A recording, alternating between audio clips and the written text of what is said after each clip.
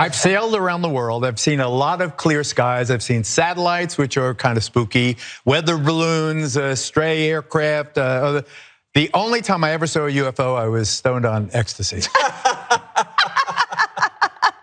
What did it look like? It looked like a great big like brighter than the North Star. It was right on the horizon. Then I tried to avoid it. I steered around it, and it kept following me. And I went back the other way in the Bahamas banks. It was right in front of me. It just tracked me everywhere I went. I think he might still be stoned on ecstasy, as he says that he's sailed around the world. I guess I buy that. He's had a pretty interesting life, but he thought he saw a UFO. And his first thought was to steer his boat away from the UFO that's on the water or something. How did he think that was gonna go? Like, if they wanted you, if another life form from a different part of the galaxy had traveled all this way to get Geraldo, they're gonna get Geraldo, buddy, no matter how you steer your sailboat or whatever. Anyway, Jessica, this all came about as a result of the conversation about the military's UFO database that's been worked on. They had something like 143 different reports a year ago. Now they have 400 reported incidents with UFOs. And I guess when you're on a show like The Five, you've got to say something. So his "I was stoned on ecstasy" thing fulfills that obligation. What do you think?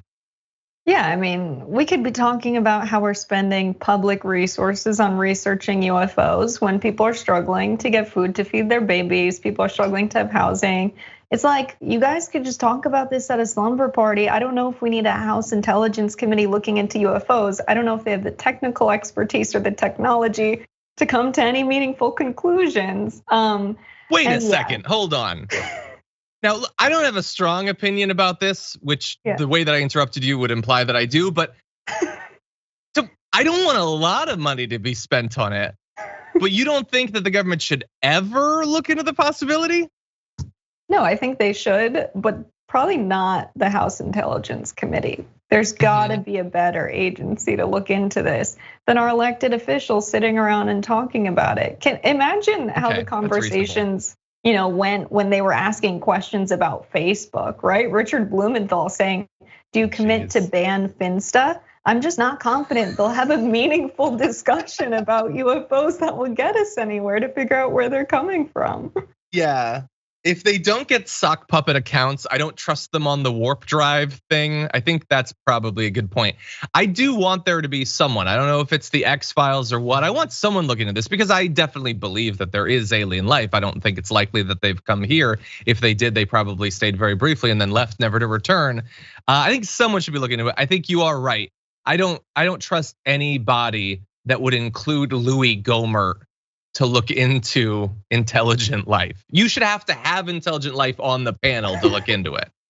Anyway, I will let you know the substance of this is that after all of this investigation, they haven't uncovered anything they considered non-terrestrial in origin, although there are incidents they can't explain, possibly because some of the people doing the reporting were stoned on ecstasy. How much information could you have?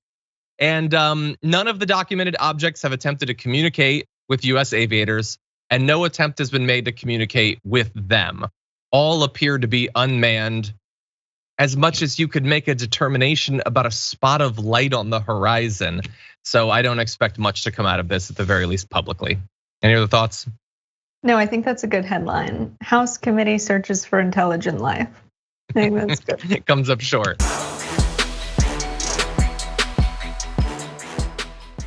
Check out the Damage Report podcast each day, wherever you get your podcasts, whether Pocket Casts or Stitcher or iTunes. You can join me as I give you the news and stories you want, with a range of co-hosts and interview guests jumping in on the fun each day. Again, that's the Damage Report, wherever you get your podcasts. And if you get them at iTunes, don't forget to rate and review. Sometimes I'll read them live on the show.